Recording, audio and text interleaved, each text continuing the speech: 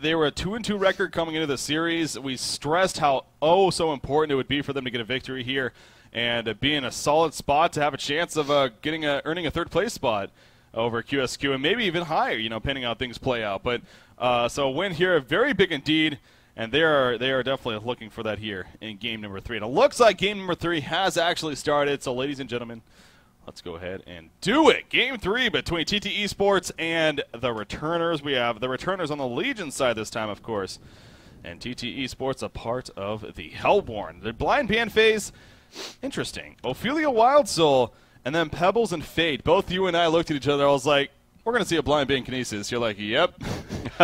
Well, no, we don't. First lock Kinesis here coming out. So Slicks not feeling that Kinesis is that much of a threat. Same exact locks as game 1. True. And I don't know if it was the same blind bans, but Legion has blind ban Ophelia Wildsoul every single game. There's a lock for Kinesis, and there's a lock for both Keeper of the Forest and Tempest from coming out from TteS Esports. They're going to go for maybe a similar strategy, and we'll see if the Returners are able to combat that yet again. Obviously, last game, their strategy was perfect. We'll see if TteS Esports runs a similar style. Yeah, you know what would be so baller here? If TteS Esports, if they actually end up getting Kinesis themselves, how awesome that would be, and be like, you know what, you guys did well with it. We're going to show you now that we can play some Kinesis as well. I don't know if they actually have a player over there that has experience with Kinesis, especially like Jeppins does, but I think that would be pretty damn cool. But there we go with another signature lock, even Cthulhu font coming out from Emperor. So we talked about that in the first game, how there's been a little bit of criticism thrown around on how, specifically with Cthulhu font, how he's had his part in the meta game in previous months even, but lately it just doesn't seem like he is fitting. You gave the reasons for that earlier. Locked here, though, by Emperor, so maybe a possibility. He's thinking about a certain final lock, though. I really hope they don't go Cthulhu font. It just doesn't seem to work. They pick it a lot, and they've tried it, and that's fine. There's nothing wrong with trying here. There's a Gravekeeper lock, actually, from Emperor. And Gravekeeper, he has had a recent buff with his ultimate. Yeah. You actually mentioned that not too long ago. With his ultimate, it's a considerable less cooldown for the level 3 ultimate. Actually, the level 2 as well. And so that's one thing that you think about when competitors watch these patch notes, and they take everything into consideration. And so they do lock for that. They do lock that Gravekeeper. Yeah, the Cthulhu font, it doesn't seem to work for me. And I think they realize as well. But nonetheless, they're still locking it here. We'll have to wait and see exactly what they do. The final lock coming out for TteS Esports. We'll see what Slicks wants. They're left in that lock pool. Is it going to be that Devourer yet again? Didn't seem to work last game, but it is going to be that Magnus. That seems to be their go-to aggressive style hero, and they work really well with it. They have a number of Magnus players on that team to play it. And, I expect a Magnus pick to be happening for TteS Esports. Well, and, of course, the signature combination that they do run lately especially is that Magnus Engineer. So now you got to wonder a little bit, too, if TteS Esports will look to pick up Engineer in the regular picking phase, whether or not that's worth a ban if you're Emperor here. I mean, that could definitely put up a valid point, too. Maybe not, but still worth thinking about. Bubbles is going to be the first ban, though, followed by Jereziah. And picking it up here. Emperor's already down to 24 seconds extra time here. So, again, using quite a bit of time there to think about the locks. But, yeah, we got the Kinesis, Cthulhu font, and Gravekeeper. Again, especially with the Emperor, he is known as one of the more diverse captains out there, more diverse players. He will try things that other teams would just seem to be afraid to try even. But they've definitely made work. So it's cool to see that. I am interested to see perhaps if we have a Gravekeeper pickup. But, of course, he's one of 6 heroes and only 4 of them ultimately going to be picked up. Dark Lady and Parasite, the next couple. Obviously, Emperor, speaking of him, awesome Parasite game last game. Yeah. Locked by himself, though, or banned, excuse me, by himself. I'm kind of curious as to that because the junglers in that pool being Keeper of the Forest and Tempest, if they do run a Suicide jungler and you're able to have a strong jungler that can gank a lot like Parasite. He played just fine last game, so I am a little bit curious as to why he banned that out. Maybe he wanted Warbeast, but nope, Slick says no, as he bans Warbeast as his final ban. Of course, Draconis is that final ban for Emperor. And the first pick is coming up. We'll see what Emperor does. I'm expecting a Luna. It seemed to work out just fine last time. It gives them that option to have a very, very strong dual lane mid if that's what they decide to go for. Yeah. Yeah, it definitely does. Now, I've seen that Draconis ban again. Last game, he actually wasn't even banned last game, but he did go throughout the picking phase without being picked up by either team. But as you mentioned, Luna worked out very well for them last time around. It's one of several options, though, for Emperor to think about here. And still going to use a little bit of time to think about it. Doesn't want to rush into anything, and you can always appreciate that from these captains. Granted, you only get a certain amount of extra time, of course, so you do got to keep that in mind as well. Glacius is going to be the first pick, though, coming out from the returners. So They're going with Glacius instead of a Luna, Trev. They are going to go with Glacius instead of a Luna, and like I mentioned earlier, I still think a Luna is a little bit stronger in the laning phase, especially with Ophelia banned. Normally you want to see Glacius picked up against an Ophelia. Of course, Glacius is always good. I shouldn't be making fun of Glacius, really, or criticizing the Glacius pick, but I just think a Luna is a little bit more strong, especially if they decide to go for some sort of dual lane mid. Unless, of course, they do something like a Glacius Forsaken Archer, which I think is arguably one of the strongest dual lane mids. It has a lot of damage and burst potential from a long range. Obviously, the slow helps with that. They're going to go with the very safe picks on TTE Sports right now, a Luna and Silhouette. Can't say I blame them. Yeah, a Luna Silhouette, of course. Strong combo of heroes there, and again, as you're just talking about with the Luna, being the first big chance there for returners and passing up on it, going to Glacius instead. TTE Sports will gladly take it for themselves. So now back over to Emperor and the returners over here to see how their second and third regular picks are going to go. Yet again, not going to rush into anything. Going to think about this a little bit. Obviously, plenty of options are on the board. We'll see if we get a little bit something different here. Or, well, there you go. Deadwood.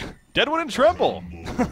Wow, that just happened. So Tremble, you know, not maybe so much. I mean, of course, Keizu most recently playing that a lot lately. But Deadwood, we haven't seen for a while. Moraxis, the final pick, by the way, for GT Esports. Yeah, I'm interested to see what they pick here, if they're going to go for that Kinesis right away just to solidify that suicide hero, or if they're going to go with a strong jungler like a Keeper of the Forest. Now, Tremble and Glacius, Deadwood, I just don't know. I don't know how they're going to be able to lane it effectively, especially when you have possible aggression coming out from the Hellborn team. They're going to go with the Keeper of the Forest. Okay, I do like that, and that provides them a lot of push. But seeing how they logged Magmus, TTE Sports did, and they had great success with him the first game, there's no question right there. There's the Magmus. There's the Tempest. They have a ton of stun on a TTE Sports side, so that means kind of, you know, strong lane. So having a Tremble in that lane, and they're going to go with the final pick, Cthulhu Font. I'm not sure if I really am a big fan of this Legion side lineup, but we'll just have to wait and see. The lanes seem kind of weird to me. Yeah, I do kind of wonder what made them choose Cthulhu Font over a Kinesis. Now, I guess Glacius Cthulhu Font lane makes more sense than a Glacius Kinesis lane. I think they're going to go Suicide Keeper. Yeah. They're going to go Suicide Keeper. They're going to have, and they're switching all their heroes around. Yeah, there, bam. Wow. That was some. All the way to the last second. Look at all those swaps. Yeah. They were definitely unsure of what exactly they were going to do, apparently, but I think they got it good in the end. Emperor, of course, playing his signature hero, Cthulhu Font there. But that was close. Yeah, but they're going to probably go for a Suicide Keeper, and I'm guessing a roaming Cthulhu Font from the jungle, maybe a Glacius and Tremble lane, and then probably Enso will be taking that mid-roll with that Deadwood. So we'll have to wait and see. Of course, Glacius and Tremble, not the strongest lane in my opinion, especially if you pit it up against something that's aggressive, but maybe they're just expecting the Tempest to be Suicide. And that's a good, I mean, I think he is going to be Suicide. He's going down here. Yeah. And if it's up against, actually, it's going to be maybe a solo Tremble. That'll work out in his favor considerably. Now, actually, I'm thinking about that twice. The minions. Yeah, the minions from Tempest actually do really, really well against those Tremble mounts. So it's still a matchup in the favor of Tremble, don't get me wrong, but Tempest is going to be, he'll be doing okay down here. Well, I was going to say this could be a little bit scary here for the returners. They were running up to the Hellborn team. 4 players here. They also had an Ward of Sight already placed at the top rune, but they went and placed a Ward of Sight rune themselves for the rune here at the top, as well as just the jungle even. So they ended up not going in. Of course, they spotted them, and they're just going to start falling back. Also giving them a little bit of information of perhaps TTE Sports and how exactly they're going to set it up. But it does look like Tempest is going to be going bottom, and Tremble bottom as well. So that is for certain a 1-versus-1 matchup we can expect down there. But I don't know. I mean, is Glacius going to end up being mid here with Deadwood? Or are we going to see him eventually go top to go with Cthulhu Font? It's still a little bit uncertain exactly how the returners are going to do things. You see Keeper of the Forest being played by Jeppins here. He's going to set some trees up, whether he's going to want to try to pull the lane or maybe just use it simply for information. Fitzkiss walking back to base. I wonder if he's DCing. That was kind of interesting. Anyway, he's probably just going to be straight up assisting this Deadwood in mid. Again, that's kind of an awkward lane. Yeah. Glacius and Deadwood. We don't really see that. I don't think we've ever seen that. I've maybe seen it once or twice in like the short lane, but not mid. And it's going to be going up against, and actually they're going to do some lane swapping of themselves. They're kind of walking over here. Maybe they're expecting a gank or something from Cthulhu Font. I'm not quite sure. But a Luna Moraxis, this lane is very, very strong. and they're going to be able to put out a lot of harass. And if Glacius gets caught out, there's going to be an easy kill. Very early harass actually coming from Fitzka, so good job from him getting the jump as far as early harass goes onto a Luna. Well, yeah, you saw Waitalba right there. He kind of went uphill a little bit thinking that he's going to harass, and Glacius like, okay, I'll just freeze you right there and have you take some damage. So a little bit of risky move from a Luna, going uphill in the blind vision, of course, and not too much information to work with. But, yeah, you got your more access to Luna, and that definitely is a very, very powerful lane comp. You do got to bring up, once again, though, that Luna nerf that did happen, and it bounces with that Emerald Lightning ability. It's only one bounce now at the first level, so you can't kind of combo that, whether it's on both heroes or a creep to a hero, to maybe get a little bit longer. So something to keep in mind. But yeah, we're getting a great idea now of how the lanes are setting up. I mean, so you talked about the middle matchup. What about this top matchup here? Keeper the Force going up against Silhouette. Mag was doing the pulling. I wasn't watching in the beginning. I'm not quite sure if he did pull those creeps with those minions, but either way, he's taking a lot of aggression from Slicks, if you see right there. And he's not going to get much, but it's still a Suicide Keeper. And, they didn't get the ward off, so Magnus is going to be able to pull this. Unfortunately, screws up just a little bit. No, he's able to remedy that problem just a bit. And he's going to get that pull. He's going to kill off a couple of creeps there. So that's really important for them. So good job by TteS Esports. That's really going to save them from allowing a lot of experience and farm go to that Keeper of the Force, and he's going to have a struggle up here in the top lane. Yeah. Then you got the bottom matchup, of course, as you said, Tremble versus TeS. You do see Tremble just going up to the minions, though, and feeding off of them even. So that is kind of a downside at the same time for TeS. He needs to be careful about that. Cthulhu coming out of the jungle and wants to set up something, but wow, he's actually going to trample in all the way up here. Cthulhu, I guess he just doesn't care about taking tower damage. He's in a little bit of trouble now. Oh, he's going to be fine, but if that was a level 2 stun, he would have died. Okay, yeah, that was. Oh, yeah, I was going to say, yeah, not sure what Emperor was thinking right there. That was a very late dive right there. Yeah, if that was a level 2 stun from Tempest, he for sure would have died. And I actually wonder. I mean, normally you don't want to level up your stun to level 2, especially in the suicide role. You want those minions for extra damage, but that was a really risky play there coming out from Emperor. That almost seemed like he was very committed to going, but whoever that Tremble down here being played by Angry Testy wasn't whatsoever. So it's a big miscommunication there, and Testy ended up falling back. You see, speaking of falling back, Luna's running over, and she's going to actually help take off the mound with Tempest and kind of harass Angry Testy out of the lane a little bit. So good harassment again coming out here from Luna, figuring that needs a little bit of help at the bottom lane, but of course that is leaving Moraxis in the middle lane by himself. But Glacius, instead to react to this, he's going to place a ward at the bottom rune spot, and he's going to run bottom lane as well. He is going to go right past Ward of Sight himself, though, and I'm wondering if they're going to try to capitalize on that. No, they're not. He will eventually make his way to the lane, so he's going to kind of babysit Tremble now here a little bit, although he sees a Luna moving, so now going back mid. So some mind games going on there, you could say, between Luna and Glacius, really. Perhaps. I don't really know why Luna walked there in the first place, but he's going to actually maybe be caught by Deadwood. Deadwood has all his spells up. He does get the Rotten Grasp off. It's going to hit. Glacius there. The stun coming out from Moraxis. The freeze to follow. There's a stun. It only hits one, though, but he will get credit for the kill nonetheless. So good job. Emperor gets credit for the kill. Good bloodlust coming out for the returners. Yeah, and as you said, I mean, not only what he did there in the first pick going bottom, but the path he took to get back. Right. I mean, it was very odd there from Luna. And of course, he got spotted by the rune. Now, Tablet of Haste is going to be bottled up by Moraxis right here. Glacius did all he could to maybe try to stop him, but Moraxis didn't really care. Goes up, quickly bottles it up, and he'll head back towards the middle lane. But bloodlust kill for the returners right there. Definitely a misplay, you could say, by Waitalba. Playing the Luna top lane, being pressured quite a bit, but it is a suicide Keeper of the Force as you keep going back to. He's level 3, but Silhouette, Slicks, man, is level 5. And, of course, his farm is looking very, very strong, 26 and 11. So good news there for TteS Esports. Look at him just diving a little bit even. Not taking aggro on the tower, though, so playing smart right there. Tremble, though, in the meantime, at the bottom side, he is 24 and 14 himself, so slightly lower than Slicks, but he does have the higher GPM in the end. That is interesting, actually. Tremble having more GPM than Silhouette. I'm trying to think of why that would be the case. Maybe Silhouette simply just hasn't missed some creeps. They both have the same amount of creep kills. One more creep kill.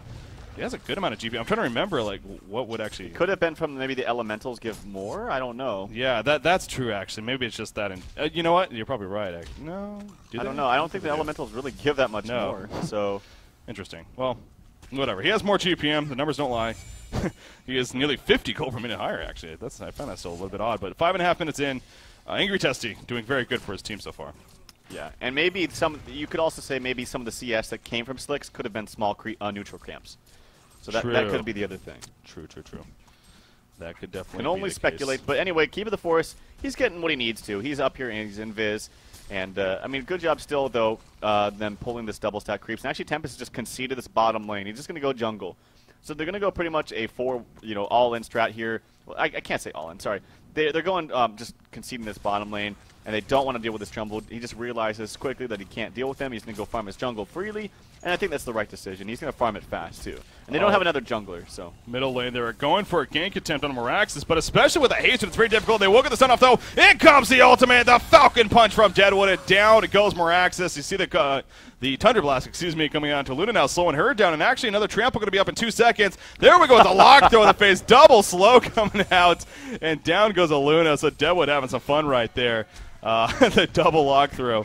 But finishes off Vitalibus. So again, the returners off to a very good start early on in the game. 3-0 hero kill advantage. This Deadwood mid using the Falcon Punch, getting a kill out of it. I mean, but a good job by Testy too. I mean, I love seeing it with Trebles hit 6 and immediately start roaming with Boris. It's just really the most effective way to play Tremble, in my opinion. Boris he's too weak early on to actually go ahead and farm with him. He doesn't do that much damage to push with him, but he ganks very effectively. So really good job all around. And good stuns and good roaming coming out from Cthulhuphon as well. So starting out at a very early lead. Testy, did he get credit for one of those kills on Moravian? Yeah, he did. He got credit for the kill on Meraxis. And so his GPM is actually very high, 400 gold per minute. And he's looking to maybe pressure this bottom lane. The tower's taking a considerable amount of damage. And Magmus, he's trying to get a little bit of farm where he can. He just digs to level 4, but he's only got, what does he have? 5 creep kills under his belt. So he's not going to have very much farm at all this game. You see the one auto attack right there, dropping Magmus even quite a bit. Those impalers, man, I mean, they hurt. So yeah. Jeppin's here at the top side. He's having fun with Tempest even. He's slowly trying to take the creeps that he was going for. Got one of them, I believe. So just trying to steal some creep kills, and he's level 6. So doing his job, doing his part, no doubt. Silhouette at the same time, though, being played by Slicks. And obviously the big difference this time around is they do have a hero like Silhouette on TteS Esports that if it does happen to get to that mid to late game stage, she will actually be a force to reckon with, no doubt. She might be in a little bit of trouble, though. In comes Deadwood, being level 7. He's invis, of course, because of Keeper of the Force. There's the root. Use the pumpkins all over the place. And Silhouette not going to be able to grapple in time. Don't think it might not have even mattered. Down she goes. So, was a Falcon Punch? Yes, it was used. Yeah, of course it was. Good job by the 2 trees over here for the Legion team. Double tree action. Yeah. I gotta say, I am a big fan of Deadwood. I always have been. I think the hero was so great, not just for the burst potential, but I think the Rotten Grasp is a really underrated ability. It's great for anti-pushing as well. And it catches multiple heroes. It reduces, I think, their armor. Yeah. And it synergizes just quite well with the entire hero. And good job by Enso. If you saw there, that double log earlier on onto a Luna is a great way to use that hero as well. It gives massive slow. It's negative 75 movement speed, only for a short time, but it still makes a huge difference. Yeah, speaking of Deadwood, he's got Steam Boots, Power Supply Bottle. He just bottled up a Haste Rune right there, I believe. So obviously looking very good. It's similar to kind of like a Pebbles in that sense of he can definitely start to snowball and become very, very dangerous. So, again, good news coming out here for the returners. You got Tremble being played by Angry Testy. Top lane, Keeper of the Forest, a lot of pressure. But thankful for that Nature's Veil ability. Yeah. He'll go invis, put some regen on himself, and just walk away as if it didn't even happen. In fact, delivering himself some regen is going to use that as well. You do see this aggressive ward of sight, though, by Vitalibus in the lane. And it did spot Keeper of the Forest using that regen right here. And Keeper of the Forest doesn't know right now, but he's in a lot of trouble. Do they have a revelation? They have Dust. There we go. Keeper of the Forest may fall. No ultimate from TteS. He chooses to stun instead. But that's still going to be a kill. We see right there Vitalibus actually getting credit for the tower kill. But in the meantime, look at the bottom lane. A mass push happening. The bottom tower going down already in favor of the returners. And now looking at a 4,000 gold lead as well as a 2,200 experience lead. I think they're starting to learn, though. Like they're adapting. Well, no, their experience with each other now are paying off. With the old returners team, I would say he would have died and they wouldn't have gotten anything else out of it. So Jeppin's died, yes, but they were able to get something else out of it.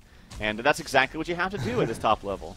Moraxis just Arcane Shield a Falcon Punch right there. That's unfortunate for Enzo. That would have been a sure kill, but he activated the ultimate, and then he activated his Arcane Shield right after, and Dev was like, Falcon Punch! Oh, damn it. And so he just ran away with the burst speed. So I'm sure that's one of those dope moments coming up from Enzo, but hey, it happens. Obviously, great. You got to give credit to who is playing. Moravis playing that Miraculous there. Good timing on his part. The top tower going down, though, in favor of TteS Esports, as you said, and Mass Push themselves coming in. But they need to be a little bit careful here. Root's going to be coming out. The Root will catch all three, actually. A great trample from Emperor right there. In comes Glacius. 2 kills happening. We see the illusion right there from Silhouette. The real one's just running away. Could she get cut off by Deadwood? Deadwood coming up here with an invisible rune. So Silhouette is actually still in a little bit of trouble. Keeper of the Forest running up, of course, doesn't have any type of sun. He's going to spawn some trees, go for the block. Will this actually be successful? He's going to block a little bit of the trample coming out. Oh my god, the trample actually hit. Holy crap. The uproot hits right there, and Silhouette will fall when it's all said and done. The rotten grass, excuse me, but still, I can't believe that. The trample actually hit. It seemed like it was just at a range. The tower's also going to fall. The returners, they got some momentum here in Game 3. Holy crap, that was the sword of the high. Yeah. That was the sword of the high. What? Yeah, I can't believe it. That was the absolute tip-top max range on that trample right there. And of course, you can't push the creeps as well. I think just one of those tree minions actually was used in stunning him at the very tip. And that was perfect. That was played so perfectly. Also, I got to say, though, that TteS Esports, I don't know what they were thinking pushing up there that far. They should have been, if they saw any resistance, they should have backed up much, much sooner. And a good root and a good trample. It did so much damage. The ultimate, the obliterate, went through them as well. And just a huge exchange there for the return. You're right, though. I mean, we cast them against Q Squad, even in Game 1. I mean, now, maybe that goes more to prove to you that if you give up a start like that to Pebbles like they did in Game number 1, it's just going to be ugly no matter what team you are. And it clearly was. And they got dominated in Game number 1. Game number 2, though, it was completely different. They're the ones that came out on top. They played aggressive from the beginning, and they took the pace of the game in their hands and ultimately won them at Game 2. And here we are in Game number 3. A very, very similar thing is happening, but it's not that TteS Esports is playing poorly by any means. This is the returners playing very well themselves, actually. Right. So to kind of go off what you were just saying there before, I'm sure the experience, it's helping. I mean, here they are. This is their 5th match, of course, from, well, the group stages. Of course, they had a couple before. I'm sure they've been scrimmaging a couple of times here and there in between the matches, talking about it. So it is paying off, and this definitely does seem like a team that's coming into their own. And if I'm a competitive team right there on the competitive team right now, I'm looking at this match and saying, this is a very scary team now all of a sudden in the returners. Yeah, definitely. Now, I got to give shout out to all the viewers watching now. I was corrected. Apparently, you do not, getting CS on the elementals does not count towards your creep score. Okay. So that is why when we saw a similar creep score, you had higher GPM. Huh. I didn't know that. But now I do. Interesting. Yeah, I learn something every day. That makes sense, but yeah, I just assumed it did, I guess. So, thank you. I thought it did to viewers too, as well. Yeah, definitely. See, that doesn't make me feel as stupid, especially if Tralfamador didn't know. Then I think I'm okay. By the way, Mocker Brilliance is going to be finished here in another couple of creep kills for Angry Testy. And the portal key is almost up on Deadwood as well. That's very scary. In fact, this is an earlier portal key for him this game than the Pebbles he played last. That's true. So that's going to be very good for him, and he's only level 9. That's kind of unfortunate. It's really going to be effective when he hits level 10, but they're definitely at a comfortable lead, 6,400 gold, 5,200 experience lead, give or take. And it looks like a push is coming out, an aggressive push coming out for TteS Esports. They do have that ultimate up on Tempest. He wants to use it. No big notable items yet on the Hellborn team, so that's unfortunate. And Fishka actually gets out of position there and gets caught out. Deadwood has an Invis route, and he's going to find Magmas here. Maybe he wants to open up, but they don't have everybody here ready to go. This tower is falling very quickly. They might just have to concede it. Keeper's there, Invis with an ultimate. Maybe he wants to use it. Is he going to? No. Actually, one port coming out. This could be sketchy.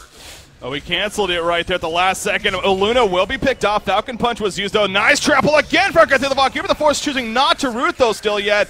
Is he going to? Tempest, but there's the root. He is waiting for Tempest. Tempest will fall. Where the hell's Tremble, by the way? Tremble finally comes in. Eruption going up with Magmas. Tremble's like, I love eruptions. He's going to jump in. Magmas is now falling. We do have a vote to pause. A little bit unfortunate there, but actually jump from Deadwood onto Magmas. Magmas goes down at the last second, and now Silhouette is just running away. So TteS Esports pausing right there makes me wonder maybe somebody lagged out.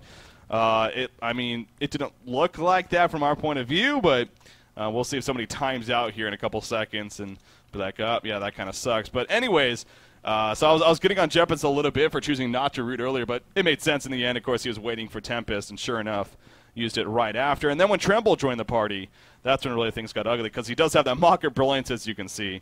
Looks like it was just a quick pause for maybe having to go AFK, so they are going to resume here very shortly.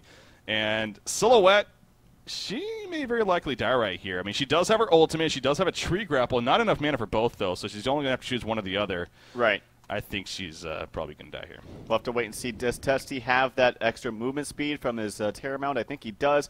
They are ready. I got to say, that was kind of a blunder, though, from Magnus. He just channeled his ultimate, hit absolutely nothing. I think he would have been better used. Yeah, TteS. Oh, he does get the tree, or sorry, a Silhouette got the tree grapple off, but TteS just did too much damage. Day9 the Fish gets credit for the kill. They're trying to pursue this Miraxis. He doesn't have a blink or anything like that, but he does have a Homecoming Stone. He's going to use that W and then actually pour it out. So good for him. But yeah, I think that Magnus ulti could have been, if not even used, I feel like it would have been more effective just have him stunning in, canceling all the follow-up. But nonetheless, and also good pick up there by Enso right before the pause there. Another Volta pause coming out. Yeah. Maybe someone's having lag issues or something. But yeah, good job there at the end from Enso, getting a very nice kill onto Leon Black. Yeah, like I said, though, Tremble just ran into the eruption. He didn't even care. I mean, it was already just started. He's like, I'm going to go for a kill. I'm pretty, I got my steam boots. I'm feeling pretty good. And he just ran in, and it just ended up helping to set up a kill on a Magnus in the end. So, yeah, that was very well fought in the end by the returners. But you're right. I mean, TteS Esports perhaps making some mistakes themselves. Ooh, nice roll right there. Roll 93 coming out from Emperor. But again, the returners, they are playing very, very well this game. Here against TteS Esports, they got a 2-2 record coming into this matchup, so the win here will put them at 3-2, of course, and in a solid spot to trying to wrap up a third-place position at least.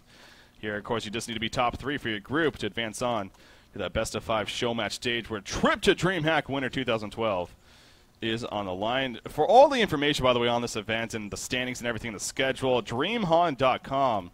Has all that information for you, so definitely go there to check it out. And, of course, Hawncast.com has our broadcast schedule as far as all the VODs and everything for not only this event, but, of course, many matches to come here. So, okay, so we're talking a lot about the returners for good reason. Again, they're being a newer team, and they're having some success here. But how about TteS Esports? I mean, obviously, Silhouette, she's still dead right now. Where are they at right now in this game, though? Well, Silhouette wants to get that early Whispering Helm. She actually has had enough for quite some time. And died right there, so maybe lost a little bit of gold, and just wants to carry this to the late game. Miraxis, he's actually quite close to his Portal Key. I'm very surprised. And that is going to be the key, I think, to getting back into these team fights and back into the game.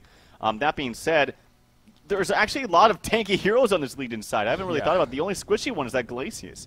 So even initiating with Miraxis, if they have all the vestments up, if they have the tanky nature up on this Legion side, they're missing vestments actually on every single hero. So I would highly, highly suggest the vestments are up on the team. If they're not, though, TteS Esports can get back into this using that aggression from the Portal Key on Miraxis. Yeah, he has 2031 gold saved up. Of course, needs 2150 for it, so definitely very, very close. Really, this creep wave even here in the middle lane. If he just cleans it up, we'll be able to pick that up. So Moravis signing shining star here for TteS Esports in terms of coming back, and it would be a comeback. I mean, we're already 15.5 minutes in. It's an 8,000 gold lead, a 7,600 experience, and that's a pretty big deficit for this early on in the game. So no doubt you can definitely start calling that a comeback material here for TteS Esports if that happens, but it is a big if at the same time. We are going to resume, though, so that's the good thing. As I said, actually, Aluna going to farm up the creep wave here a little bit, so Miraxis won't get the Portal Key just yet. He's standing there probably typing to his teammate, what were you thinking? No. But, yeah, this next creep wave, he'll be able to pick it up. And they'll start to take advantage of that, I'm sure. But, man, Tremble, he has another 1,200 gold saved up. As we mentioned, he went for that Mock of Brilliance right after the early Steam Boots. Had it just ridiculously fast. Yeah, didn't even go for the Helm of the Black Legion, which we normally see. And actually, Enso picks up a Mighty Blade, maybe just going for a straight Shrunken Head, so he's like, screw the vestments, I want all magic damage to be mitigated. Yeah. And he's going to get that. Of course, Deadwood's not one of those heroes that farms very quickly, so I don't expect to see it up anytime soon, but when he gets it, it's going to be a strong pickup for him. Nonetheless, I still think vestments are essential, especially on Cthulhuphon. He has an open slot. So does Keeper of the Force if he gets one of those minor totems. Even Tremble needs one, especially since he didn't go for the Helm of the Black Legion. But nonetheless, they're in a very great spot right now. I'm just sitting here watching the White Talbot Illusions. It took them about 20 seconds to kill a one mound. He's going to do it again over here at the Ancients and just pounding away, slowly going down there. You got to love those mounds. So there's a Warhammer actually picked up by Tremble. So kind of wonder, I mean, is that going to be a shield breaker, or will he actually turn that into the Shrunken Head. He needs to be a little bit careful right here. He's going to be jumped by Magnus, actually. He's going to activate the Dark Swarm, try to run away with the Mound, and it looks like he's going to be fine at the end. In fact, here comes a Falcon Punch from Deadwood. A one-shot onto Magnus right there. Talk about the ultimate bait coming out right there from Angry Testy.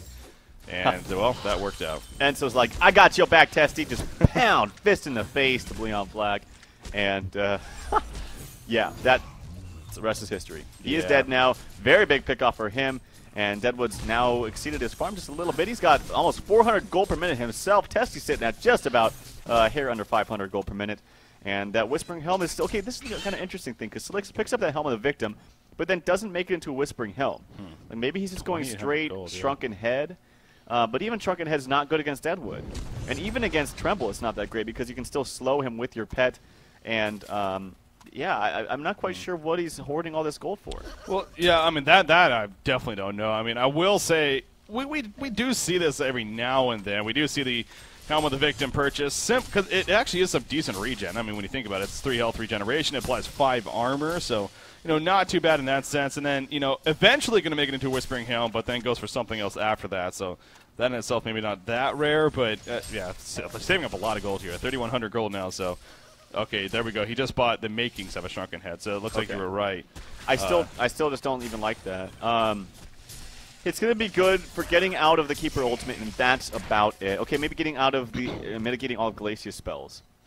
And I mean, of course, there's always stuns and spells you can get out of, but still, you're going to get shut down by Tremble. You're going to get shut down by Deadwood. I still feel like Deadwood could like punch him and grasp him and still kill him. So we'll have to wait and see. Yeah, so it seems like Geometer's Bane might be. Right, and that would give him extra agility too, which would help against the physical damage coming out from Deadwood specifically. Yeah, that's very true. You know, Deadwood, again, obviously, rare hero, especially nowadays. I mean, we never see him on the competitive scene, but picked up here, and so you kind of forget points like that. But Falcon Punch, as I call it, Falcon Punch, and also called the Willowmaker, it does not only reduce your strength, actually, by the way, which is actually cool, a nifty part of it, but it's physical damage. It's straight up physical damage, so if you do happen to have some armor, that can obviously negate it. And Plated Grease picked up here by Tempest. By the way, we see Keeper the Force sitting on top of 2 heroes. They're going to jump first onto Glacius, but at what cost? Right here comes a counter initiation. Glacius still alive. Willie Glacial downpour. Yes, he will get stunned immediately, but they're still going to turn this around. Magnus falls. In comes Deadwood with a Falcon Punch. Double damage rune. Drops him right there. Aluna falls. And TteS Sports, I'm sure they're just hitting themselves in the head. They thought they had at least one sure kill, if not a couple. And before they know it, all 5 heroes were there from the returners. Just great return. Well, great response coming out by them. I mean, they're playing like a completely different team. And it's not just the draft. I mean, the draft is part of it, especially the last game. Their draft is, I loved it. I absolutely loved their draft. I questioned it a little bit this game because we saw, like, a Glacius Deadwood mid at first, which actually worked out quite well. And even Aluna walked towards bottom. I don't know why he did, but Glacius responded, then went back towards mid, but by that time Enzo already had enough farm and had the levels. And so the draft aside, they're just still playing so much better as a team, and they're starting to feel it now. You can kind of, and I mean the viewers, I'm sure watching it, they watched them how they started out as a team, and I'm sure they're seeing the growth as I'm seeing right here. Yeah, it's an awesome experience. And, you know, this with Han Tour being announced, obviously this event on the line as well with 3 more trips to DreamHack. We obviously were expecting for a lot of teams in situations like this to take place, but it's cool that it is finally here. And, you know, soon is finally here, guys. And we are seeing teams being made like this with starting players that, you know, maybe a little bit slower of a start, but getting better. And this is just the beginning. I really can't keep stressing that enough. This is just the beginning of what's to come for competitive heroes in New Earth as far as the resurgence here. And, you know, we're going to start seeing more and more teams like this, I'm sure, that, you know, whether it's cases like this where former star players coming back and making some big-name teams and doing well in the end, or just completely new teams, like your Q squads, as we like to refer to, coming out of nowhere and all of a sudden being labeled as one of the best teams out there. So it really is a cool experience knowing that we're going through that. By the way, I see what Angry Testy is constantly doing here. He keeps putting mounds up on the Ancients on the Hellborn side, and he keeps blocking the Ancient spawn. So very effective strategy there coming up from Tessie. That's the second or maybe third time I've seen them having to go over and destroy the mound, so I'm sure pretty damn annoying. The great thing about that is you can use Boris to do it, so you don't actually have to walk over there physically and do it yourself.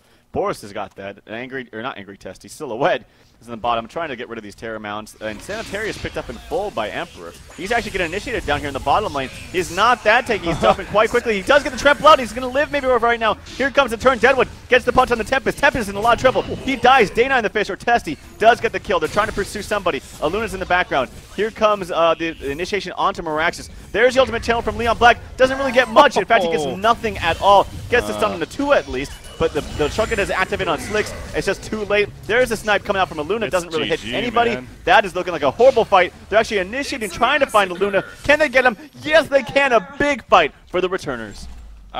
Maybe I'm getting ahead of myself, but man, I mean, the returners, they're playing unbelievable this game. That was just awesome turnaround. You said it. Cthulhu, I mean, he's tanky. He's got a hell with the Black Legion's D-boots. He didn't even have hook him up though, so it took they did quite a bit of damage, but he barely survived. He trampled away.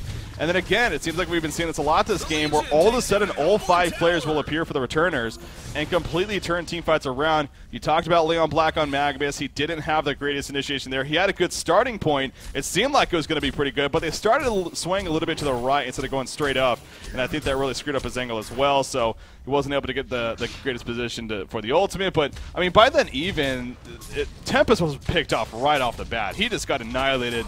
As it was jumped initially, I believe, by Cthulhu trampling back in, or not even him, but something happened to him, and then all of a sudden, Angry TteS came in on Tremble and just, well, finished him off, of course. We do see a jump here in the middle lane. Give it the force dropping quickly. There we go. There's some burst chance coming out here from TT Esports and making the best of it, so good signs of life from them, but overall picture after that, 17,000 gold lead, 18.5 thousand experience lead.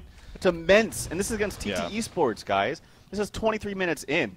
TteS, I'm sure he bought something. He had a little bit of gold hoarded up. I'm not quite sure what he bought. The Abyssal Skull is up on Keeper of the Force, of course, and still gets a big pick up on the white. It's really not that big because he just absolutely destroys him. It's a level 15. I mean, I said, wow, he's not going to farm very quickly. Damn, he proved me wrong because he had that Shrunken Head for quite some time now. Another 1,100 gold is saved up, and he's almost level 16. He's going to be one-shotting a lot of these heroes on this team. Mm-hmm. Yeah, he is that level 3 Falcon Punch, again, as I call it, will just start to really tear through them. So, yeah, you got Tremble, though, doing the farm that he has. Keeper of the Forest, the item. Look at the items that he has himself. You know, the Abyssal Skull, great support item there for the sake of the team. And then just Cthulhu fight. You mentioned going into the last fight, so let's talk about this a little bit. I mean, going to the Insanitarius, an item that we never see on the competitive scene, except for Emperor. Right. And this is, again, goes back to not only Cthulhu being a signature hero of his, but this is a build he likes to go on him when they have a successful game. I've actually asked the question to him. We've brought this up where, why do you do that? Well, he makes a point that if he's going to be, he feels like he's already tanky enough, you know, with the early Home of the Black Legion, the Steam Boots, and then even the Hook'em thrown in there. Why not be more of a threat than just simply being a tank? Why not be a right-click threat with an item like Insanitarius? So, and he, on top of this, he goes other Parasite as well, we've seen. So, in fact, something's being delivered. It's a Mighty Blade, actually, so perhaps going to turn that into a Shrunken Head, but it makes sense, and he makes it work. So, it's cool to see that item pick up here coming out from him. Now, you look at the Hellborn team. Slicks is doing all that he can. His farm overall, 336 gold per minute. Again, not bad comparing to the Legion team.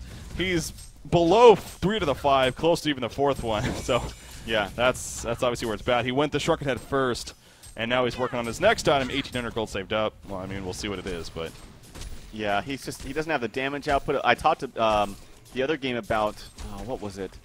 He was going up against someone that, or Silhouette had the Null Stone. It was TteS who had the farm on Magebane and then went for the Shrunken Head. When you go for a Shrunken Head early like that, and you're trying to just live in these team fights, obviously that means 2 things. You're not going to be putting out the damage, and you're not going to be out farming to the late game. And that's what we're looking at right now. Silhouette is not going to be putting out the damage, and he's not going to be able to farm fast with that Shrunken Head. Not like something we see in early Whispering Helm. Again, I still don't know why he's just sitting on a Helm of the Victim and hasn't completed it into a Whispering Helm. It's just infinitely better for 900 gold. Not quite sure about that. Yeah, that definitely makes sense. So, Geometer's Bane just finished by Tremble there, by the way. It's 580 gold per minute on TteS. Yeah, Angry TteS doing work here, no doubt, and I'm sure making the Angry TteS fanboys out there very happy. I mean, it's only natural. I mean, when we see TteS come back into the scene, and he's playing these high level games, when, of course, I mean, you can't blow over the fact he was playing a lot of low-level games for a long period of time. Yeah. And it's only natural that coming back maybe didn't have that that pizzazz right away. Isn't playing up to his full potential, but that's slowly starting to turn around, and I'm seeing it right before my eyes. I'm sure you all are as well. Yeah, it's not only for the team, but individual players. You know, team players like himself, Fitzgay, great support player, but he has been out of the scene a little bit, coming back and, you know, seeing that. Jetpins, actually, I made the point that he's former TSM. I mean, that's really old school, going back to really early days of competitive Han. And, you know, he's maybe played a little bit since then, of course, since they eventually died out, but still, he can make it a strong comeback here on the scene. So, yeah, it really is showing, and it's definitely cool in that aspect. I mean, right here, and this isn't like Joe Schmo's squad. This is TteS Esports. We keep talking about that, and a favorite in this event, and even going into the DreamHack Winter event. So they're looking very strong right now. They're going to take out the top tower. That's good for them, and that gold lead just gets even bigger on top of the experience lead. That is what there's now one outer tower remaining here in the middle lane. Of course, in favor of TteS Esports. Silhouette, she did end up purchasing a level 1 shield breaker, actually, so yeah, getting some raw damage output there. Oh, Deadwood's running in, though, with a level 16. The ambitious wore off. He's going to go, will he get, oh, you see the right there by Slicks using the R at the last second. He pointed, oh, he hits him in mid-flight right there. That was amazing, but Enzo just getting too distracted, and actually Slicks will be fine when it's all said and done, or will he? Keeper of the Forest charging it. Doesn't have a portal key, but can he get close enough for a root? It's really close. 3, 2. No! What a grapple from Slicks right there at the last second. Keeper of the Forest thought he had it. More access to counter jump. Not too sure about this. Are they going to be able to capitalize? No, they're not. And Keeper will be fine. Slicks, though, did make some big plays there initially, and it really screwed over Enzo, you could tell. Those were some giant plays from Slicks, I gotta say. It was still well played by Enzo to find the right illusion. He actually hit him like you mentioned.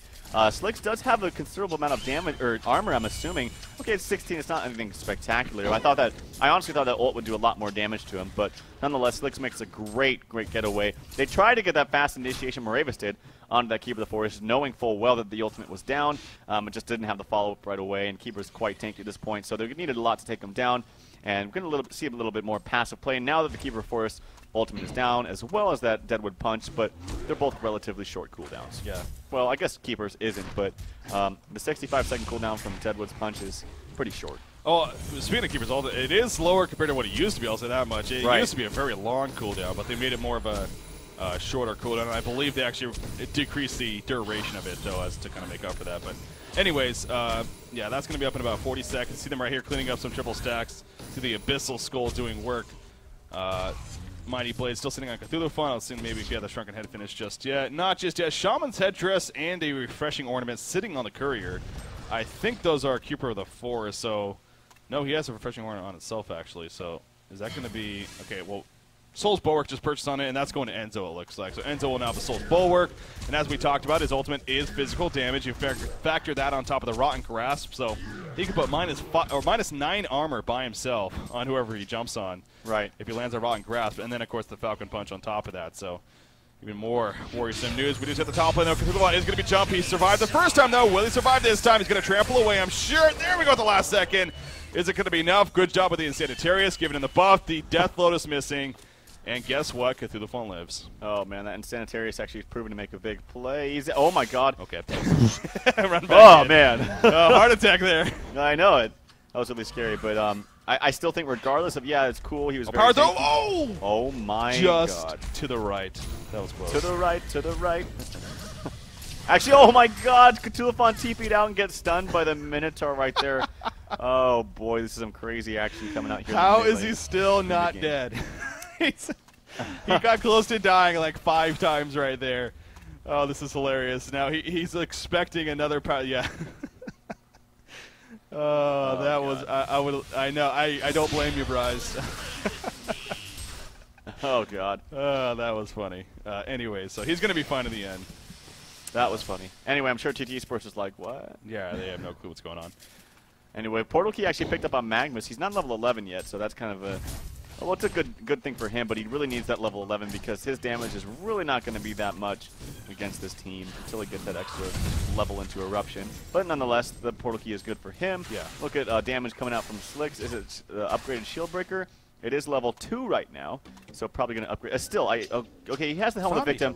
He can't get the Whispering Helm now unless he toggles his orbs, but this is kind of an interesting thing. Why even pick it up? Yeah. I mean, I guess it does give decent regen and armor, but it's not something you normally see. Yeah, I mean, I think it kind of is for the armor, because, I mean, we keep going back to Deadwood specifically just being so much burst physical damage. And I think that's maybe where the logic comes into play for Slick's getting it, but... You can get 5 armor from a ring mail for, 400 less gold. True, yeah. And you don't really need the regen right now. True. So, I mean, I guess the regen is somewhat nice, but I don't know. It just seems kind of awkward to me. I'm not quite sure. Anyway, still has it, and there's really no point in selling it right now, unless he's looking for a big item pickup. He has that Shieldbreaker 3 now if he wants to buy it. Yes, he does buy it. So he's actually doing quite enough damage for himself. TteS is almost looking towards that shrunken head. Needs about another 800 or so gold. That's going to be a big pickup for him. But of course, as we've seen, the relationship between a TteS and a keeper, it's always more awkward on the side of a TteS. Yeah, because they're the ones that, they're the ones that are waiting for keeper more so than keeper is waiting for them. So, yeah, it's definitely awkward for them. So that's just not good news for Riser playing that TteS again. As he said before, he knows all about Keeper the Forest. Yep. And how that counters TteS in that sense. Keeper the Force, speaking of him, he's level 16. He's currently invisible here in the middle lane. He was the one to purchase the barrier idol, by the way. So he has that. He's going to throw an invis on, or some regen on Cthulhu Font and go to farming. Cthulhu Font does have his own shrunken head now, by the way, as well, with full charges ready to go. Savage Mace is going to be in the works here for a Tremble. He's got the Slayer, another 1,500 gold saved up. And he's farming, only 583 gold per minute. 33 minutes in, no big deal. He's trying to bait here in the middle lane to maybe get more access to jump Keeper the Forest, but more access. Moravius, he doesn't want any of that right now.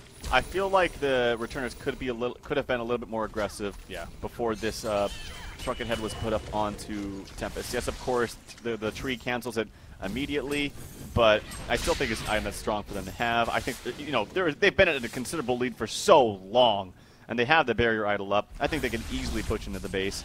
Maybe they're waiting for Kongor. Maybe they're waiting for the Savage Mace to be picked up on Tremble. I don't know, but either way, they have big items right now. They have Shrunken Head on 3 out of 5 of those heroes. The only 2 that don't have it, of course, are the Glacius, who's pretty much not going to get it, and then Keeper, who doesn't really need it, really shouldn't have it.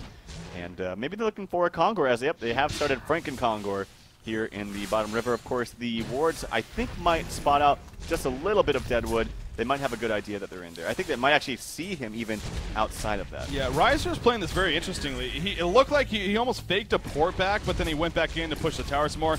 But now he's porting back because they're very aware that Kongor is happening, obviously, by now.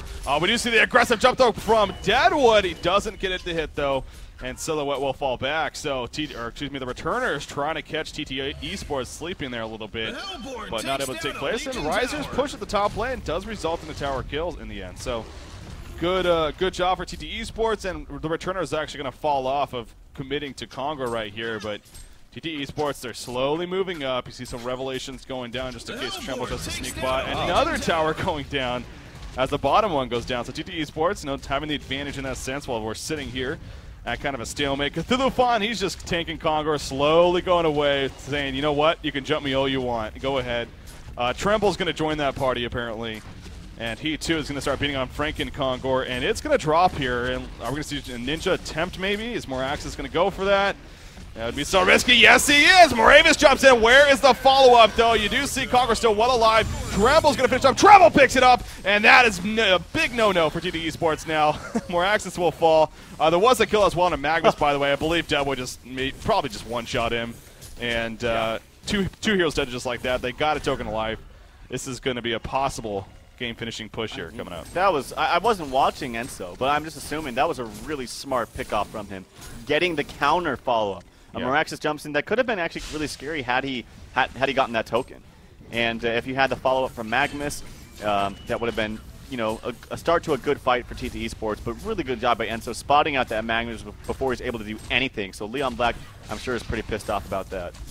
Tower falling quickly. Do they even have buybacks if they wanted to? No, they did not. So Moravius will have to wait 15 seconds before he officially comes back. Magnus is back. Is going to stun in. Unfortunately, only hits the illusion. The racks will go down. Trample coming out right there. Silhouette's an illusion. Never mind. I thought that was a real thing. So the real one's in the background. You see the damage output from Silhouette actually pretty good. Magnus stuns in, wants to finish off Cthulhu Font. It's not going to happen, though. He's going to be fine. Look at Deadwood jump in And he is the bane of Leon Black right now. Tremble will fall, but so will Silhouette as Keeper the Force jumps in with the root. And, of course, Tremble comes right back up. Tempest Ultimate holding them in place, but Riser, guess what? You don't have any follow-up. However, the ultimate, that's not after we see that, gets enough damage for the kill. Glacius, and actually Tremble's down with some trouble. Silhouette buys back. Deadwood trying to finish him off, but an overcommitment big time now coming out from the returners. They need to be careful. Jetpins wants this rack skill here. He's going to go for it. There's not many creeps, though. And he is in some trouble. Yeah, he is going to go down. Boris, not enough. Not enough. Oh, my God. Oh, my God. One more. Yes! Boris for the win. Boris gets the racks. Boris gets the racks. They bait the buyout from Slicks. It is his first buyout, so not the biggest deal for him. But they do get the racks, and Savage Mace is now up on Angry Testy. Yeah, I got to say Enso is just doing work on Deadwood. He really is. He's punching Leon Black and one-shotting him. He's just utterly destroying him. And he did finish up his Demonic Breastplate in the middle of that fight. And so now they're going to have that to work with.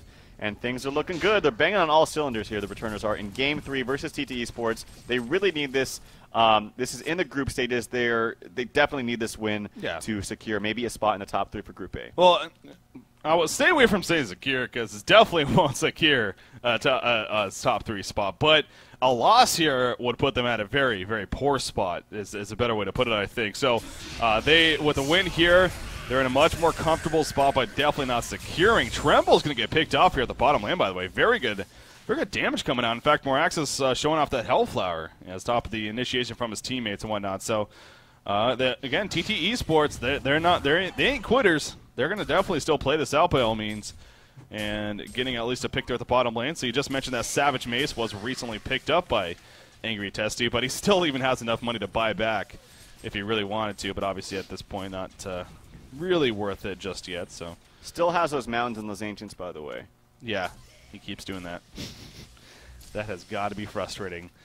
Silhouette, what is her farm at? 391. Again, Slicks is doing his best, and he is really good at that, but it's not being able to take off by any means. He's 3 levels lower as well than Tremble. I did pull up the damage chart, though. That's a little bit interesting. 19% damage now done by Silhouette overall, so she's actually leading the way. Yeah, Morax is even the next one in line. So the damage output is apparently there, according to the charts at least, from TteS Sports. Yeah, definitely. It's interesting to see Magnus is actually only at 4%, so not able to get anything done with those eruptions, but that you got to attribute a good job to Enso for really stopping that. They're going to look at maybe group up here in the top lane and push that. Maybe looking for a pick-off first. Actually, Glacius in the front lines, placing some aggressive wards in the top side of their jungle. It looks like they realize something's going on. Maybe the elementals from Riser spotted out something. Yes, they did. And they're grouping up here. They have a Ward of Revelation, but there's no ward there up on that cliff. Bottom lane, Riser wants to push it out before they do get a push coming out from the returners in the top lane, so they don't have to worry about that. Assassin Shroud actually picked up on Slicks. Kind of interesting. That is actually. Obviously, I'm sure he wants to turn that into a Kenjiro, and as you said earlier, just agility in general, will increase the armor as well as his damage output and all the other fun benefits you get from that. So you could argue that pick kind of makes sense there. Elder Parasite has been finished on Cthulhu though, by the way, and this is what I said earlier. Insanitarius into an Elder Parasite eventually is just he likes to be that why not that damage dealing threat in the midst of those fights. I mean, right now he's hitting for 182 without those activated. So yeah, I would like to see how much he does when he has the Elder Parasite on, or not the Elder Parasite, but the Insanitarius. So yeah, it's going to do a lot of damage. He just wants to be up in their face pretty much. And also when you have that aura effect that gets multiplied, I think it's up to 10% or 30% movement slow and 60 attack speed. They're not going anywhere. And then you have, of course, your Obliterate. It's going to do a lot of damage. And then your Trample, which is only a 12-second cooldown. You cast it multiple times in a fight. So he just wants to be up in their face. Testy, trying to farm for maybe an item plus a buyout. And, I mean, they've been in a considerable lead this entire game, so there's not too much to say as far as their side. But for TteS Sports, he's still got Slicks. He's farming great. He's doing a lot of damage, as you mentioned, in the damage chart, top of the charts.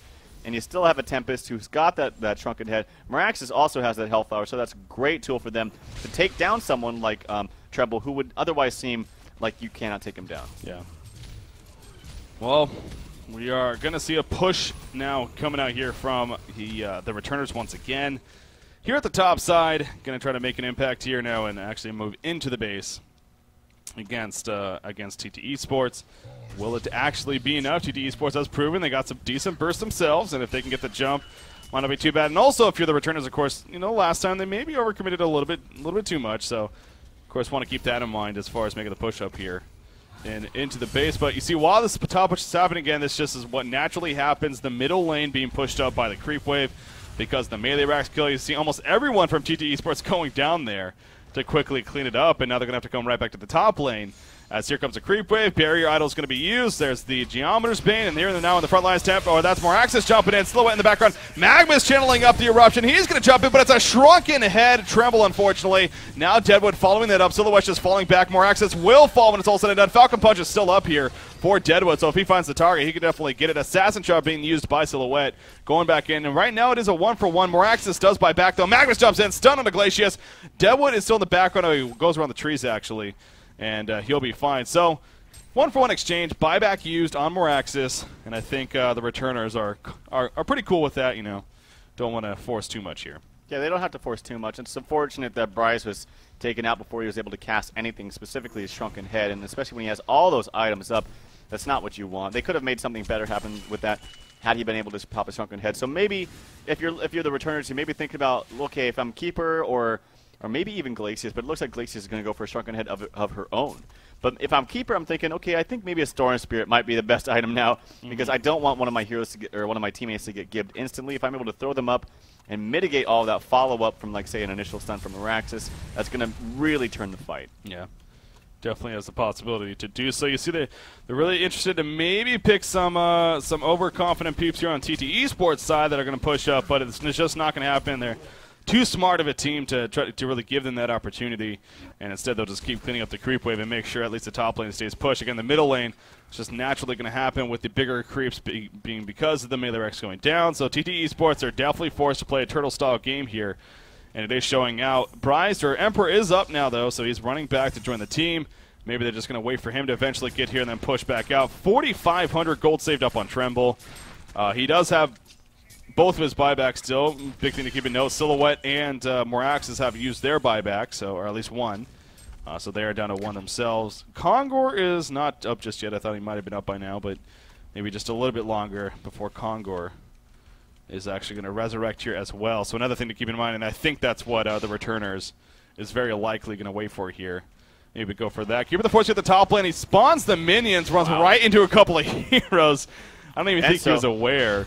But, oh, yeah, Enzo in the middle lane getting caught out. Actually, he went for the kill. Wasn't enough. He's going to activate his Shrunken Head and run away, though. It is down to 5 seconds now, and he will survive when it's all said and done. But yeah, actually don't even know if he needed to pop that Shrunken Head, but wanted to play the safer route. And he's looking for a pick, but the Void Talismans are starting to come up on the Hellborn side, starting with Riser. Good pickup against especially Tremble, especially against Deadwood. You really want that so you can mitigate all that physical damage, especially that punch coming out from Deadwood. Well, the Eagle, is that the Dancing Blade actually coming out for Silhouette? So if they notice that, she has the Genjuro now. If they notice that, they should know that she doesn't have a buyout. If you go and kill her, that's pretty much GG. As well as a Portal Key, actually an aggressive item picked up for Cthulhuphant now. Yeah, that's, of course, going to be big. And that allows, obviously, he died in the last fight. And he said that it sucked because he really wasn't able to do much. Right. Now having that Portal Key to give him the chance to jump in, not have to be in those front lines, taking a lot of initial damage and perhaps get jumped on himself. But going back to the Void Talisman, it's been a while now, but I do remember when they also changed it to where spell abilities and animations and everything, they'll still go into the hero. It just won't actually happen. So things like the Falcon Punch from Deadwood, before you just wouldn't be able to target them or whatever. Now you can still target them and you can actually use it. It just won't do anything. So you have to be careful if you're a hero like Deadwood and Enzo in this case. Right. In terms of making sure not to use that on a Void Talisman target. So yeah, I agree with you. Obviously, that's a good, solid pickup there, no doubt. For Riser playing a Tempest. Franking Kongor, though, he is dropping here as we really did expect. And this time, no competition going to happen.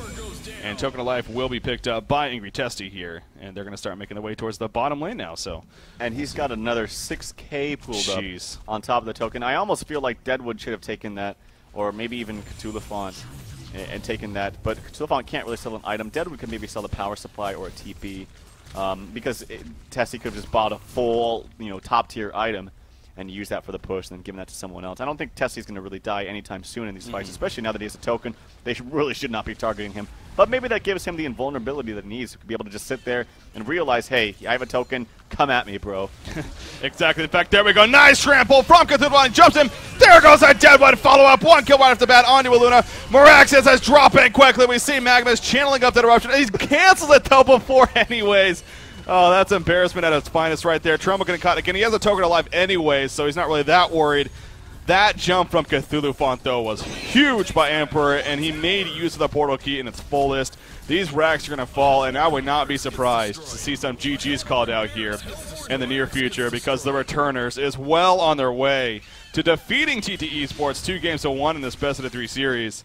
It's just a matter now of when that call is actually made here. So they're just going to keep it going, move towards the top lane as they should. Moraxis cannot buy back right now, and especially without him, you know, it sucks. I mean, it's not game-changing in that sense, but it really does suck. Tremble is going to fall right there. You see him respawn, though, after token alive. Going to go right for Aluna, actually, but will be forced to start falling back. TteS still has his ultimate, just really hasn't found the right point, though. We're going to see Mega Crew spawning here very shortly. TteS will he ulti. Nope, can't even get it off. He dies too quickly. Silhouette jumps in, but we're going to see some Mega Crew spawn now, very likely. As actually, they're just going to go for some kills instead. Silhouette taking so much damage, he will use the Genjiro. Go invisible, comes out with an attack. Unfortunately, attacks the creep, though. There's the Mega Creep spawning. I think it's over. I think it's over because Day9 the Fish or Angry Tessie doing too much damage. There's the Moraxis ulti. Day9 the Fish, Angry Tessie might actually fall here to this ultimately. Oh no, he actually lives. Cthulhu trying to do tons of damage. There's a Keeper the Forest ultimate. There's a Deadwood Punch ultimate warrior coming out. Hat trick. I think that was Boris actually that maybe got credit for the kill. No, he actually does finally fall. But there's really no point in commentating in this. It's just kind of fun at this point because I'm pretty sure this game is over. Jevons gets the kill. There's a buyback plus Doombringer coming from TteS. He's probably going to port. He does port. He has Doombringer. And he's going to try maybe trace. How many times? One more attack. 1, 2, 3 punch for TteS on the Slicks. That's got to be GG. Well, yeah. I think it's GG. In fact, there we go. GG well played are being called. Man, how many instances could you have not only enough gold for a buyback at level 25, but also to buy a straight-up Doombringer right away? Not many of those exist, but wow. The Returners taking out TteS Esports here in a best-of-3 series, and talk about making things interesting here in the group stages now, especially, of course, for Group A. As a result of that victory, big congratulations to the Returners there. Definitely. I'm just really impressed with them. They played so well. I mean, look at Game 1, though. It was such a difference. A different team, really, from Game 1 to Game 2 and 3. Yeah. And I think it has a lot to do with the roles. We look at specifically what happened Game 1. We had Bryaston mid, and I just don't think of him as a mid player. I really don't. I think he's a lot more effective in a jungle or more utility role, second support, something like that. And it showed. I mean, right off the bat in Game 2, very aggressive play on Parasite, getting set up Bloodlust onto that Hag, being played by Slicks. He had a very slow start game because of that. And then Game 3, he had very good games onto one of his signature heroes, Cthulhu Font, not even the one that I'm a fan of, but still played it so well. Yeah. And then Tessie and Enso both had fantastic games. I mean, the whole cast really just played well. TteS Esports, they looked damn good in Game 1. Game 2 and 3, just I think it was really more the fact that the Returners played just exactly. That's what I want to be sure to address there. It's not that TteS Esports came into this and they threw it, they just had an off day. It really wasn't their day. I mean, you give these teams multiple best-of-3 series. I'm sure TteS Esports will definitely win multiple of those series, but today, simply put, the Returners, they look like the better team here against TteS Esports. They really did. Very deserving of the victory, and as a result, again, making things interesting now in Group A with a 3-2 record. TteS Esports not only taking their first game loss, but taking their first series loss here of the group stages. Now, with that said, TteS Esports is, of course, still in a pretty solid spot here, being at a 4-1 record, but obviously maybe losing a little bit of momentum here, as a result of this loss. Let's take a quick look at the other matches that actually happened today, though. Sure. As well, to kind of get an idea of really where we stand, perhaps, as far as other results. So there you go. Of course, the match that we covered. Gary Johnson 2012, they defeated ISO Palette 2-0. Black Sheep taking out Will Smith there. So Black Sheep getting a victory there. Hey. Big win for them. And then Bunker Down did defeat Zit 2-0 as well. So those are results that we have for you right now. And let's take a quick look at the standings as a result of those results. You see, never mind. That's going into the day. So give us a moment. We'll get those adjusted, get you a better idea. of what this look like. So, okay, I believe they're ready now. But here we go. Group A standings here. There you go. Those are the correct ones. Gary Johnson, 2012, of course, they are on top now, 5-0, 13 points. TteS Sports at 4-1 with 13 points as well. Then you got the returners. They are in that third-place spot now. But, of course, Q Squad, we're definitely still waiting on those results. And I'm not exactly sure. Let's see. Their Q Squad is up 1-0 against who? Against their opponent here. Who did they play? Q Squad is playing. Let me just double check real quick. Call It Karma. That's who they're playing today. Okay. So they are up 1-0. Apparently, they are still in game number 2. Actually, I wanted to actually pull that up real quick. Let's go and monitor the game. It looks like Q Squad is in a pretty good spot in game number 2 as well. So that could possibly be a 2-0 victory for them, and that of course would put Q Squad tied with the returner still at a 3-2 record, but. They would probably. I think they'd have more points though with the 2-0 record, giving them 3 points. So that's another thing that's going to come into play as we close out this group stage series, which is going to come out really soon. Of course, tomorrow and Sunday we have double headers both days, right? Yeah, we do. We definitely do. It's going to be a long weekend, guys. It really is. By the way, I just got another update. Apparently, Team Keurig is currently in Game 3 as well against FYKU, actually. So. They're taking it to its full best-of-the-3 series to game number 3 there, so interested to hear how that finishes. And, we're talking about these top 4 teams, but technically, statistically, these bottom-tier teams in the group right now, there are still chances for them. Right. So interested definitely to see how those finish up. But with that said, we do have let's take a look at actually do we have Group B standings currently?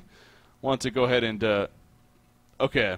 Let's go ahead and just take a quick glance here at Group B standings. Of course, the other group here for Destination DreamHack and see what we're dealing with.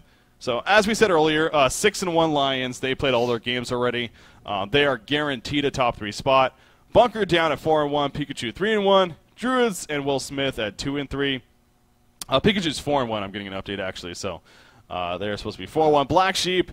Of course, 1-3 now, and then DOS at 0-3 still, unfortunately. So 0-4 make that. Actually, I just got another update. 0-4 now. So there you go. Looking at Group B and seeing where things stand there. Again, DreamHawn.com. You can find all this information on there as well for those interested. Yeah, it's going to be a lot of fun tomorrow and the next day, Sunday. We're going to have double headers, and that will be a lot of fun. I believe I'm not quite sure if Bunker Down